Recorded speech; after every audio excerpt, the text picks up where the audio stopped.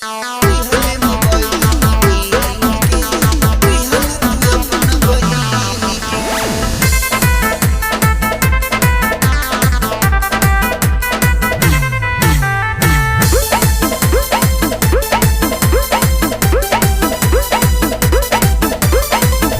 न हमारा से मिलेला फूल जैसे रौना खिलेला।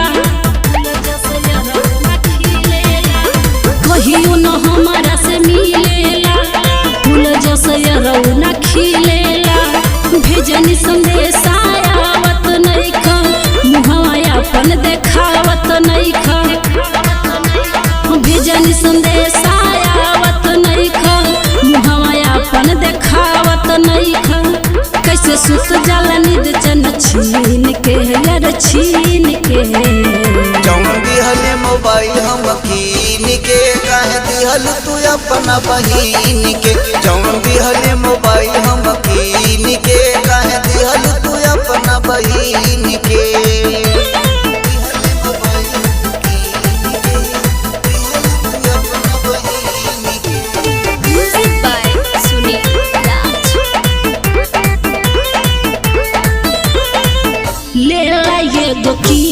बाकी करा जन सतानी मुहावा घुमावा ये जानू।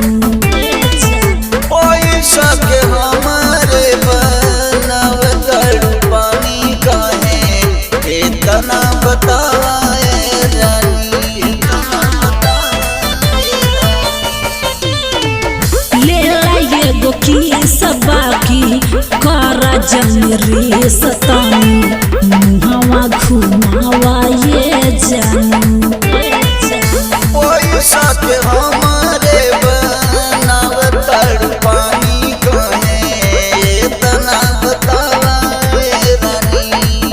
हम रात में चलाई त दिन के यार दिन के। जौन दिहले मोबाइल हम कीन के काहे दिहल तू अपना बहिन के। जौन दिहले मोबाइल हम कीन के काहे दिहल तू अपना बहिन के।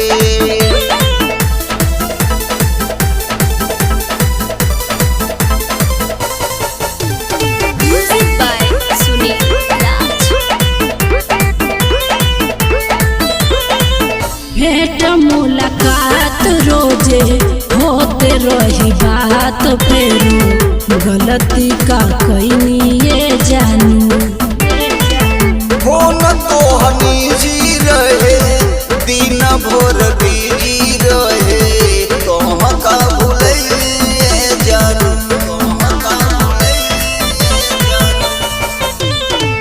भेंट मुलाकात रोजे होते रही बात फेरू गलती का कैनी ये जानू।